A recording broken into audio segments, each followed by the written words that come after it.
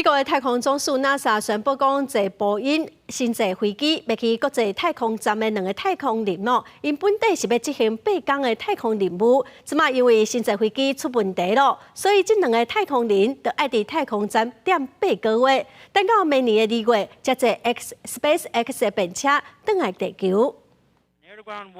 原定6月7号开始去国际太空站展开为期8日的太空任务。那名太空人为了摩尔加威廉斯，却因为所坐的波音星际飞行机伫途中出现推进器故障、甲氦气泄漏问题，任务被迫延长。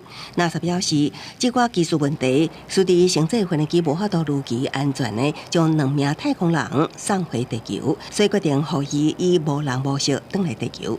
And so the decision to keep Butch and Sonny aboard the International Space Station and bring the Boeing Starliner home uncrewed is a result of a commitment to safety.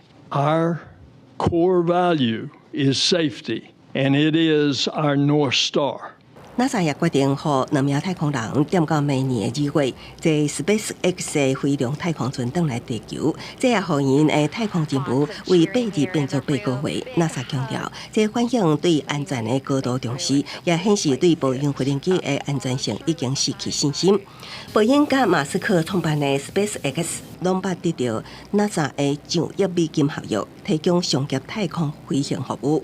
波音的合约价值是42亿美金 ，SpaceX 的合约是26亿美金。不过，波音研发的星际飞行机因为市场延误甲供应链继续起，成本超过16亿美金。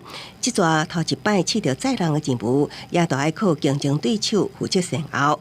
也对波音力求中真正巨大的挑战 ，SpaceX 已经成功进行9摆载人太空飞行。During the trip up there, and since they arrived, they've had some problems with the spacecraft itself. It's fuel system, propulsion system problems with the spacecraft that are worrisome right now. And so the NASA managers and Boeing managers are working through all of the details. 星际飞行机的无人飞艇会伫今年9月初展开。NASA 甲波音会继续对星际飞行机进行测试甲收集数据，以便对未来任务做好准备。公司新闻陈慧仁编译。